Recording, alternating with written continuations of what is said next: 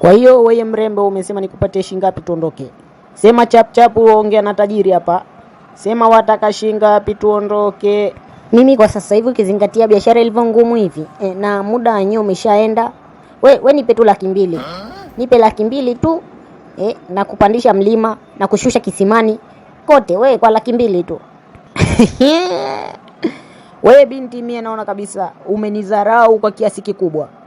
Waniuziaje mie 200,000 wakati wanaume sasa hivi tumebakia wachache? Unatakiwa unitajie bei kubwa mie mwenyewe nijifikirie, kwa sababu nyeti zimebakia chache, nyeti zaibiwa. Mie nitakupa 500,000 kwa huruma, nitakupa 500,000 maana mie naona kabisa wewe waniogopa. Usiniogope bwana we, mie nitakupa 500,000. 500,000? Mbona kama unataka ukakichomoe kabisa kizazi?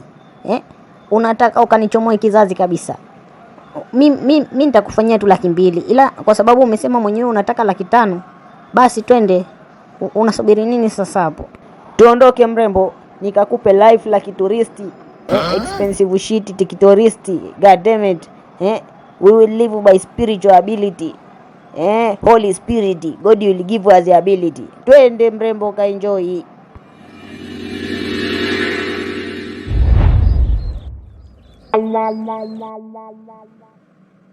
Haya, nipatie pesa yangu mimi niondoke bwana. Mie mbona sikufahamu? Wewe watokea wapi na hapa umekuja kufuata nini? Mie nashangaa natoka usingizini na kukuta ndani ya nyumba yangu.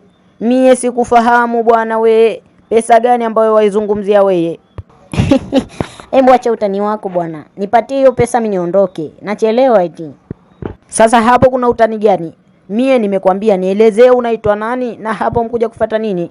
Mie sikufahamu, na hiyo pesa unayozungumzia sijui ni pesa ya nini waizungumzia wewe. Nielezee vizuri. I say in this matter I'm not joking. Wewe jichomoe betri hapo kama unijui. Jana mwenyewe ulikuja nitakupatia 500,000 hata kama unataka 200,000. Mimi nimekuja nimejibiringisha huku. Umeishaitafuna mbonye yangu alafu unaniambia eti unifahamu. Kitauma na hapa. Wewe usiniambie unifahamu. Usiniambie unifahamu bwana we. Mie nakufahamu na najua unanifahamu. Jana umekuja nifuate mimi, utaishi life la kituristi, expensive shit, gademet, tutaishi kwa life usijui holy spirit. Alafu sasa hivi unaniletea maneno ya kinyabumbu namna hiyo. Nitakuchomoa kizazi we mwanaume. Usiniletee ujinga hata kidogo. We bwana, kama mie nilikufuata jana usiku, hizo zilikuwa na akili za bangi tu. Zilikuwa ni akili za bangi, na kama tayari nimesha kutafuna kiboga, hicho kiboga nilikitafuna nikiwa bado niko kwenye akili za bangi. Kwa hiyo mie sina makosa hapo. Sina makosa hata kidogo. Hapa hamna pesa inayotoka. Pesa inatoka. Hakuna pesa inayotoka. Pesa lazima itoke. Pesa haitoki. Inatoka. Pesa haitoki nimesema. Kwa taarifa yako, pesa yangu unanipa, la sivyo naenda kukushtaki polisi. Haiwezekani uingilie kazi za watu. Pale ulinikuta niko kazini. Umeniondoa kazini kwangu. Ukasema unanipa kazi. Kumbe wewe mwenyewe sio mtu wa kazi. Una hela unataka unipe kazi. Mimi sitaki, nataka hela yangu. Takabali Ismail.